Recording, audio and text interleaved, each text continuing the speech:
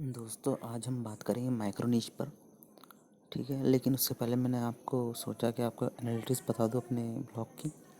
तो ये है, आज हमें 6200 के करीब 300 के करीब व्यूज़ आ चुके हैं और भी बढ़ेंगे आगे। इसे रिफ़्रेश कर लेते हैं एक बार हम।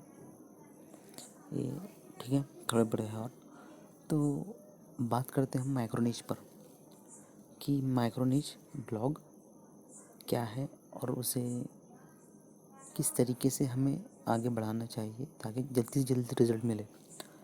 लेकिन उससे पहले हम थोड़ा फ्लाइट मोड पर रख देते हैं, नहीं तो किसी का भी फ़ोन आता है, वीडियो इंटरप्ट हो जाती है। हाँ, तो शुरू करते हैं माइक्रो निच के बारे में। माइक्रो निच मतलब है सब निच, और उसमें भी और ठीक है। अब निच के माने हम सभी को पता है कि क्या होते हैं। अगर ब्रॉड वे में ले तो एक सब्जेक्ट, यानी कि हेल्थ एक सब्जेक्ट है, ये एक निच है हेल्थ। अब हेल्थ के अंदर और भी चीज़ें आती हैं, जैसे कि डाइट आती है, न्यूट्रिशन आती है, फिटनेस आती है, एक्सरसाइज आती है। ये सब क्या है, सब निच है। और इसके अंदर भी अगर हम जाते हैं तो फिर आता है माइक्रो निच, यानी कि वेट लॉस। ये एक माइक्रो निच है, ठीक है। अब इसके अंदर हमें माइक्रो निच सब निच है, सॉरी। अब वेट लॉस के अंदर हमें माइक्रो निच बनाना है, तो ये आ जाएगा वेट लॉस प्लान, ठीक है। Weight loss in 7 days. तो ये सब हो गए माइक्रो निच, यानी कि निच, उसके अंदर एक और निच और उसके अंदर एक और निच। अब इसका फ़ायदा क्या होता है माइक्रो निच का। सबसे पहले तो आपका जो डोमेन नेम है वो उसके अंदर एक कीवर्ड होता है। और देखो, जिस अभी ये गूगल का सर्च इंजन का जो भी बात पकड़ के चले हम, कि सर्च इंजन इसे ज़्यादा वैल्यू देता है कि जिस डोमेन में कीवर्ड है रिलेटेड, उसे वो ऊपर लेता है। क्योंकि डोमेन ही वो चीज़ होती है जो आपकी साइट के बारे में सबसे ज़्यादा बताती है कि भाई ये साइट किस चीज़ के बारे में है। अब सर्च इंजन काम किस तरीके से करता है, सर्च इंजन सिर्फ ये पता लगाता है कि साइट किससे रिलेटेड है। जब उसे डोमेन में ही पता चल जा रहा है कि ये साइट जो है तो इस सब्जेक्ट से रिलेटेड है, तो उसे ऊपर लाना ऑब्वियस ही बात है। अब बात करते हैं कि ये ईजी टू रैंक क्यों है। Easy to rank easy to rank तो हमने बात कर ली है कि भाई उसके अंदर खुद के उस डोमेन के अंदर ही कीवर्ड है, ठीक है। अब उसका रैंक होने में कितने दिन लग जाते हैं, ये इसमें बात करने वाले थे हम। तो उसे रैंक होने में मैक्सिमम से मैक्सिमम 1 से 1.5 महीना लगता है, क्योंकि गूगल को बहुत ही जल्दी पता लग जाता है ना डोमेन के ज़रिए कि ये किस चीज़ के बारे में है। दूसरी वेबसाइटों में गूगल को पता लगाने में से क्रॉलर आते हैं, चेक करते हैं, फिर पता लगता है उन्हें कि ये साइट किस चीज़ के बारे में, और उसे थोड़ा वक्त लग जाता है, यानी कि 3 से 4 महीने लग जाते हैं। लेकिन माइक्रोडिज में सीधा पता लग जाता है उसे कि ये साइट इस सब्जेक्ट के बारे में है, ठीक है।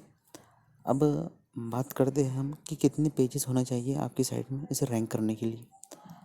तो इसके अंदर जो बड़ी स्टडी की गई है, 2-4 वेबसाइटों पर मैंने देखा है उसे, ज़्यादा से ज़्यादा 10 पेजेस होना चाहिए आपकी साइट पर। 10 पेजेस आपके इसमें है तो 1 से 1.5 महीने के अंदर आपकी जो साइट है वो रैंक होना शुरू हो जाएंगी। ये मेरा पर्सनल एक्सपीरियंस भी रहा है कि मैंने जब माइक्रोनिश साइट बनाया तो बहुत ही जल्दी उस पर ट्रैफिक आना शुरू हो जाता है, यानी कि ज़्यादा से ज़्यादा 5 से 6 दिन में ट्रैफिक आना तो शुरू हो जाता है। जैसे ही सर्च कंसोल में आप सबमिट करते हैं और सर्च इंजन क्रॉल जैसे ही करना शुरू करता है तो ट्रैफिक आना शुरू हो जाता है, किसी ना किसी कीवर्ड पर आपकी साइट रैंक होना शुरू हो जाती है और ट्रैफिक आना शुरू हो जाता है, ठीक है।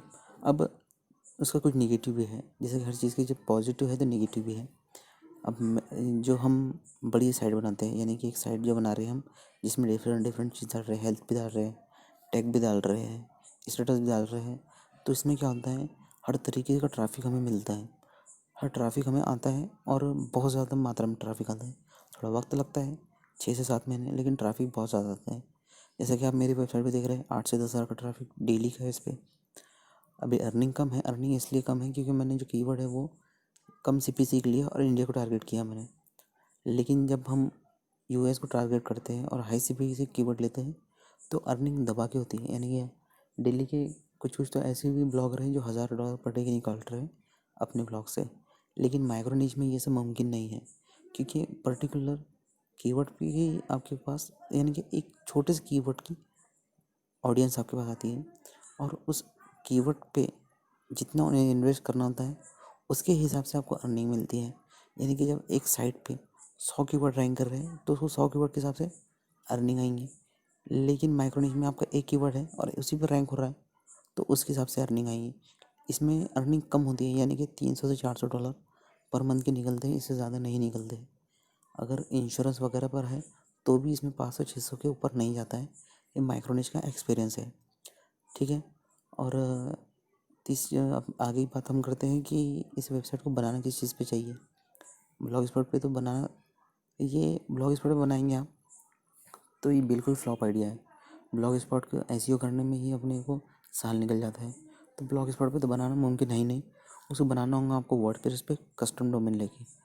तो जब भी आप अगर सोच रहे हैं माइक्रो निश ब्लॉग को स्टार्ट करने का, तो आपको एक कस्टम डोमेन लेना होगा और साथ ही आपको होस्टिंग भी लेना होगी और वर्डप्रेस को इंस्टॉल करना होगा उसमें। तब आसानी से जाके आपके रैंक 1-1.5 महीने में आर्टिकल आपके 1-1.5 महीने में रैंक होना शुरू हो जाएंगे, ठीक है। अब उसे आप मोनेटाइज इस तरीके से कर सकते हैं। तो 2 तरीके से करते हैं मेनली हम, एक तो एडसेंस से, दूसरा एफिलिएट मार्केटिंग से।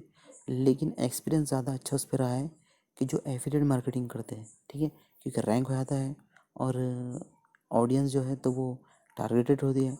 तो जो एफिलिएट प्रोडक्ट है वो सेल होने के ज़्यादा चांसेस हो जाते हैं। तो मैं तो यही कहूँगा, अगर आप माइक्रो निश शुरू कर रहे हैं तो एडसेंस लगाइए, लेकिन साथ ही एफिलिएट मार्केटिंग कीजिए।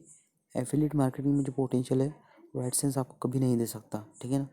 तो मैंने लगभग जितने भी माइक्रो निश से रिलेटेड टॉपिक थे इस वीडियो में कवर कर लिया है। अगर और कुछ होगा तो आप कमेंट में पूछ सकते हैं, मैं उसका आंसर भी आपको दे दूँगा, ठीक है। तो अगर चैनल को सब्सक्राइब किया है तो कर लीजिए, नहीं किया तो कर लीजिए। वैसे तो बहुत लोग सब्सक्राइब कर रहे हैं, मैं देख रहा हूँ चैनल का रेशो बहुत ज़्यादा बढ़ जा रहा है, बहुत लोग सब्सक्राइब कर रहे हैं। उसके लिए भी मैं हमेशा आपका शुक्रगुजार रहूँगा। और लाइक कर दीजिए वीडियो को अगर आपको पसंद आए तो। देखने के बहुत बहुत शुक्रिया।